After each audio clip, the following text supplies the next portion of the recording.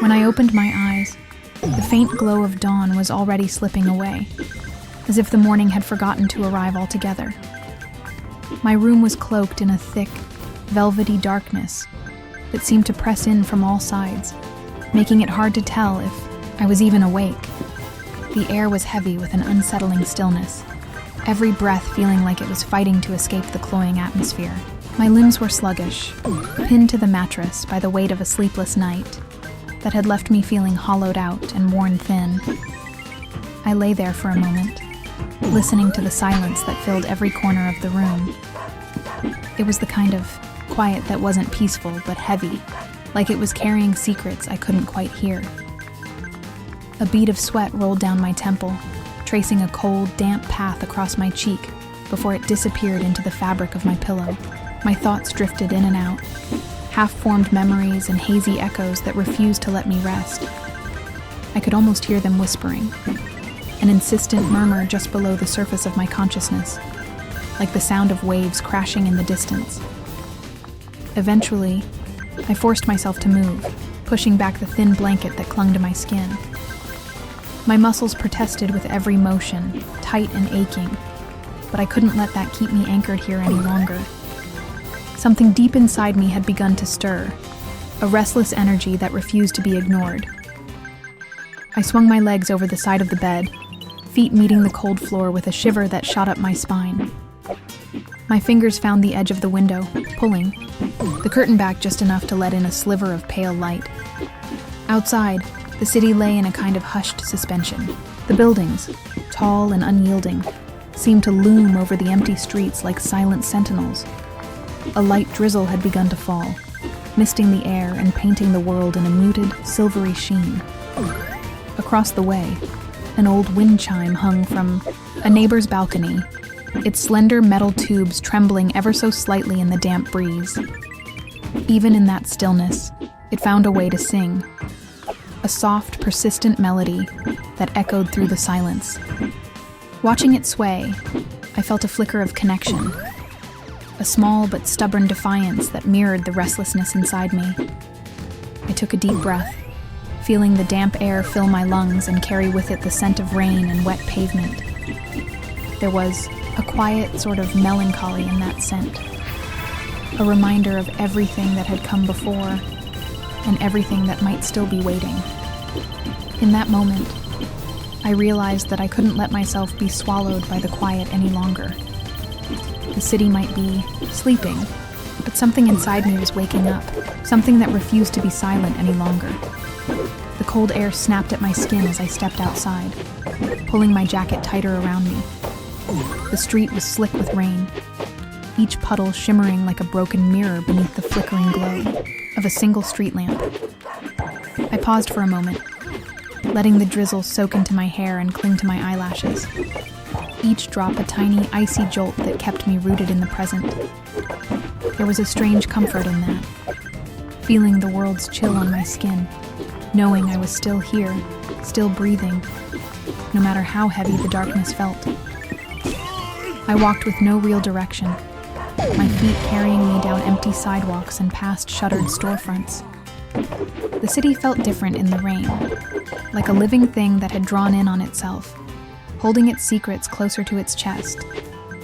Neon signs, half-lit and sputtering, cast strange reflections on the wet pavement. They looked like ghosts of better times, flickering promises of warmth and shelter that I knew were only illusions. My thoughts drifted to the night before, the arguments that still echoed in my mind, the sharp edges of words that cut deeper than I wanted to admit. I tried to shake them off, but they clung to me like the damp mist that refused to let me go. Every step felt like a battle against the weight of it all, the heaviness that threatened to pull me under if I didn't keep moving. Eventually, I found myself at the edge of a small park, the kind of forgotten place that no one bothered to visit anymore. The swings creaked in the wind, empty and swaying like they were waiting for someone who would never come. I sat down on one of the worn wooden benches, the cold seeping through my clothes and into my bones. For a moment, I just let it happen. Let the cold sink in, let the silence wrap around me like a blanket I couldn't shake. And then, through the quiet, I heard it. A distant melody, soft and haunting, weaving through the air like a half-remembered dream. It was coming from somewhere, deeper in the park, carried on the wind and fading in and out like it was trying to find its way back to me. I couldn't see who was playing, but the music wrapped around my heart. Each note a gentle reminder that there was still beauty to be found, even in the darkness. I closed my eyes and let the music wash over me, the rain and the melody blending into something that felt almost holy. In that moment, I realized that the quiet wasn't just empty. It was alive, filled with the echoes of things I hadn't yet learned to hear. And maybe, just maybe, that was enough to keep me moving forward. I stood up from the bench, my legs stiff from the cold, and let the melody lead me deeper into the park. The path twisted and turned, the wet leaves beneath my feet turning to a soft, muffled crunch that felt almost like a heartbeat. My own breath clouded in the air, each exhale a small, fleeting wisp that disappeared as quickly as it came. As I walked, the music grew clearer, each note a thread pulling me closer to something I didn't yet understand. I could feel the tension in my chest start to ease, the tight knot of worry and regret slowly unraveling with every step. The darkness around me didn't feel so heavy anymore. It felt like a shroud being lifted, one careful layer at a time. I finally reached a small clearing, hidden away from the world, like a secret that had been waiting for me. In the center stood an old man, his back bent, but his fingers moving gracefully over the strings of a battered guitar. His face was lost in shadow, but the music was bright and alive, filling the air with something that felt almost like hope. He didn't look up. As I approached, his focus completely on the melody he was weaving. I stood there, not wanting to break the spell, and let the music settle into the spaces inside me that had felt empty for so long. It was a song without words, but I didn't need them. The music spoke in a language I understood without having to think. The old man's hands moved with a quiet kind of certainty, each chord a gentle reminder that even the roughest edges can be smoothed by the touch of something true. The song ebbed and flowed, soft as a whisper one moment, then swelling into something that felt like a heartbeat echoing through the clearing. When he finally finished, the silence that followed felt full, like the space between heartbeats, waiting for what comes next. He looked up then, his eyes meeting mine with a calm that seemed to see straight through me. There was no judgment there, just a quiet understanding that made me feel like maybe I wasn't as lost as I'd thought. He nodded once, a small, knowing smile playing at the corners of his mouth.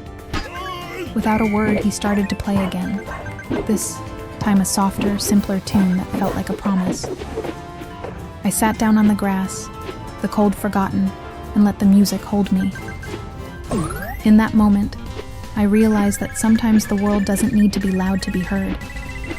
Sometimes, all it takes is a single voice in the darkness, singing softly, to remind you that you're never really alone. As I sat there, the music seemed to wrap itself around me, filling the empty spaces in my mind and softening the sharp edges of my thoughts. It was like each note was a thread, stitching together the pieces of me that I hadn't even realized were coming undone. The old man played with a kind of tenderness that felt almost sacred. The way his fingers moved across the strings, the small, thoughtful pauses between each phrase. It was as if he was speaking to me through the music, telling me all the things I hadn't been able to put into words.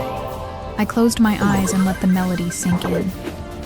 The cold of the ground seeped through my clothes, but I didn't mind. It felt grounding, a reminder that I was here, now, in this moment. My thoughts, usually a tangled mess of worry and regret, quieted until they were just a soft hum in this back of my mind. The song shifted, taking on a more hopeful tone. It was a promise, unspoken but undeniable, that even the deepest wounds could heal. that there was still beauty in the world, even in the dark corners where I'd tried so hard to hide. When the song finally ended, the old man looked up at me again. His eyes were kind, the lines on his face etched deep from years of laughter and sorrow alike. He set the guitar down carefully, as if it was something precious, and leaned back against the bench with a sigh. For a moment, we just sat there in silence. The park around us felt like it was holding its breath, waiting. Finally, he spoke, his voice soft but firm. "Music can heal," he said. "It can mend what's been broken, even if it's just for a little while." I nodded, my throat too tight to speak. He smiled, a gentle curve of his lips that felt like the first warm day of spring. Then he picked up the guitar again and began to play a new song, one that felt lighter, like the first rays of dawn breaking over the horizon. I leaned back and let the music wash over me, the notes like a balm on the raw places inside. For the first time in what felt like forever, I let myself believe that maybe, just maybe, things could be okay. The melody of the next song danced through the air, weaving around the rustle of the trees and the distant calls of birds. It was a gentle, hopeful tune, and each note felt like it was carefully placed, like the old man was building a bridge out of music, one I could cross when I was ready. I closed my eyes again, letting the sound wrap around me like a soft blanket. For a while, I didn't think about anything at all. I just listened. I didn't feel the weight of my worries or the sting of my regrets. It was like I had finally found a safe place, a small corner of the world where the chaos couldn't reach me. When the song ended, the old man set his guitar aside with a small, contented sigh. "You know," he said, "we all carry scars. Some you can see, some you can't. But the music, it doesn't care. It sees past all of it." I watched him as he spoke, the way his hands rested lightly on the worn wood of the guitar, the way his eyes softened when he talked about music. He looked at me, really looked at me, and I felt like he could see everything I'd been trying so hard to hide. "It's not about being perfect," he continued. "It's about finding a way to keep going, to keep playing, even when your hands shake and your heart feels too heavy to carry." His words settled into me like seeds, planting themselves deep in the places I'd tried to keep empty. I didn't know what to say, so I just nodded, hoping he could hear all the things I didn't know how to put into words. The old man smiled, and for a moment, I felt like I was seeing him clearly for the first time. The lines on his face weren't just signs of age. They were stories, each one a testament to the fact that he had kept going, even when it was hard. "Do you want to play?" he asked, tilting the guitar toward me. I hesitated, my hands curling into fists in my lap. But something in the warmth of his gaze gave me the courage to reach out. My fingers brushed the strings, and the soft vibration felt like a promise. I wasn't good, and I stumbled over the chords. But he didn't seem to mind. He just sat there, patient and calm, letting me find my own rhythm, my own way of turning the mess inside me into something that sounded like music. When I finally stopped, my hands were shaking, but there was a small, tentative smile on my face. The old man's eyes crinkled at the corners, and he gave me a slow, approving nod. "That's it," he said. "Keep playing, even when it feels like you're not ready. That's how you find your way." I nodded, again, feeling the weight of his words settle into my chest, warm and solid. And for the first time in a long time, I believed that maybe I could. As the sun began to dip below the horizon, the sky turned a deep, warm orange, and shadows stretched long across the ground. The old man stood up, dusting off his worn jeans, and gestured for me to follow. He led me down a narrow path that wound through the trees, the soft crunch of leaves underfoot breaking the quiet. We didn't speak much as we walked, but it wasn't an uncomfortable silence. It was the kind of silence that felt like an invitation to breathe, to just be present. The air was cool and crisp, carrying the scent of pine and earth. Each step felt like it was bringing me closer to something I couldn't quite name. A truth I'd been too afraid to face. After a while, we reached a small clearing. There was a fire pit in the center, the stones blackened with soot, and a stack of wood nearby. The old man knelt to arrange the logs, and with practiced ease, he struck a match and coaxed a flame to life. The fire crackled and sparked, warm and bright against the encroaching darkness. We sat on opposite sides of the fire, the flickering, light painting his face in shifting shadows. He picked up the guitar again, plucking out a melody that was low and steady, like a heartbeat. "Out here," he said softly, "the world gets quiet enough to really listen, to hear your own thoughts and decide which ones matter." I watched the flames dance, the heat of them brushing my skin and the cool night pressing in from behind. It felt like I was caught between two worlds. The warmth of the fire and the chill of the night, the music and the silence. He played for a while longer, and then he stopped, setting the guitar down beside him. "You know," he said, "we spend so much time trying to outrun our past. But it's like trying to race the wind. It'll catch up to you eventually." I felt the truth of his words in my bones. My past had always been there, a shadow at my back. No matter how far I ran or how hard I tried to hide, it was always waiting, patient and relentless. "But that doesn't mean you have to let it define you," he added. "It's just a part of your story, not the whole of it." I took a deep breath, the cold air filling my lungs and mingling with the smoky scent of the fire. For the first time, I realized I didn't have to carry the past like a weight around my neck. Maybe it could be something else, something that gave shape to who I was, but didn't chain me to who I'd been. I looked across the fire at the old man, and he gave me a small, knowing smile. It was the kind of smile that said he understood, more than he let on. The kind that made me feel like I wasn't alone.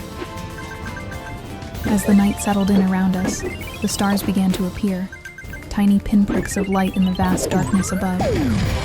And sitting there by the fire, listening to the quiet, I felt something shift inside me. A small, fragile hope that maybe, just maybe, I could start again. The stars above us twinkled in the inky sky, and the fire's glow danced like a living thing between us. We sat in a comfortable silence, letting the quiet of the night wrap around us. There was a kind of peace here that I hadn't felt in a long time, a stillness that seeped into my bones and made the worries I'd carried for so long feel a little bit lighter. The old man leaned back, resting his hands behind him, his eyes reflecting the starlight. "You know," he said after a while, "there's a kind of magic in starting over. It's not about erasing everything that came before. It's about giving yourself the freedom to write a new chapter." His words settled over me like a warm blanket. I thought about all the times I'd tried to outrun my past. All the times I'd told myself that starting over meant pretending the past never existed. But maybe he was right. Maybe it wasn't about forgetting, but about transforming. About weaving the pain and the mistakes into something new and honest. He reached into the pocket of his jacket and pulled out a small, smooth stone. It was worn by time and weather, its edges rounded and soft. He held it out to me. "Take it," he said. "It's nothing special, just a rock I found a long time ago. But it's a reminder that even the roughest things can become smooth with time." I turned the stone over in my hands, feeling its weight and texture. It felt solid and real, like an anchor. And for the first time in a long time, I felt a little more solid too. We talked long into the night, sharing stories and laughter, our voices blending with the crackle of the fire and the rustling of the trees. It was a conversation without judgment, without expectations. Just two souls finding common ground in the quiet wilderness. Eventually, the old man's eyes grew heavy, and he rose, stretching and yawning. "Get some rest," he said. "Tomorrow's a new day, and it's yours to claim." I watched him disappear into the shadows, his footsteps fading until only the soft murmur of the forest remained. I lay back on the ground, staring up at the stars, and let the night wash over me. In that stillness, I realized that maybe the journey wasn't about finding a perfect ending or erasing the past. It was about learning to carry the weight of your story with grace. To let the darkness and the light exist side by side, shaping you into someone stronger, someone braver. And as the fire crackled low and the stars burned bright above me, I felt a quiet certainty settle in my chest. I didn't have all the answers, and maybe I never would. But for the first time, that felt okay. Because I was here, in this moment, and that was enough.